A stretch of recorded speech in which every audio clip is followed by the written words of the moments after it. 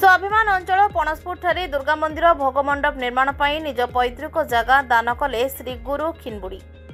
आज चित्रकोंडा ब्लॉक स्वाभिमान अंचल पणसपुर ग्राम पंचायत सदर महकुमा ठारे आज को प्राय 50 वर्ष धरी चली आसुछि मां जगजननी दुर्गा पूजा, किंतु परितापर विषय जगह अभाव हेतु भोग मंडप निर्माण हो पार नथिला।